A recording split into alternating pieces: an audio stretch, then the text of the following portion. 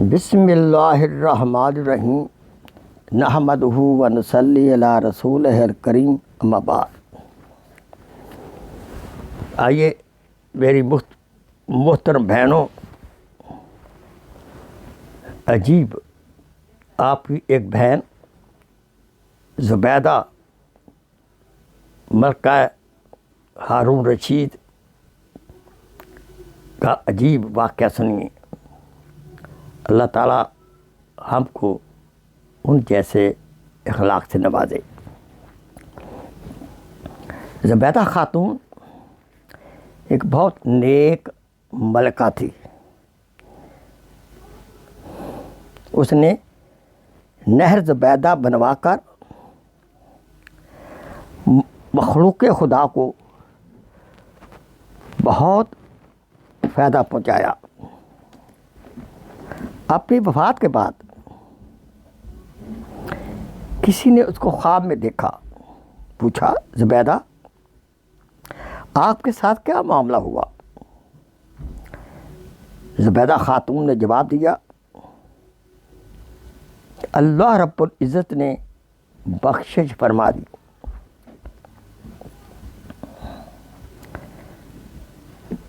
تو پوچھا گیا آپ نے نہر زبیدہ بنوا کر مخلوق خدا کو فائدہ پہنچایا، تو اسی کے بلا پر بخشش ہوئی ہوگی۔ زبیدہ نے کہا نہیں، جب نہر زبیدہ والا عمل پیش ہوا تو پروردگار عالم نے فرمایا کہ کام تو تم نے خزانے کے پیسوں سے کروایا، اگر خزانہ نہ ہوتا تو نہر بھی نہ بنتی۔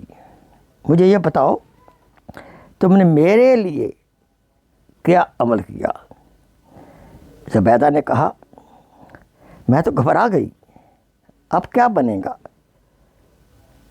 تو اللہ رب العزت نے مجھ پر مہربانی فرمائی، مجھے کہا کہ تمہارا ایک عمل ہمیں بہت پسند آ گیا۔ ایک مرتبہ تم بھوک کی حالت میں تھی، دسترخوان پر بیٹھی کھانا کھا رہی تھی، اتنے میں اللہ اکبر کے اذان کی آواز سنائی دی۔ تمہارے ہاتھ میں جو لقمہ تھا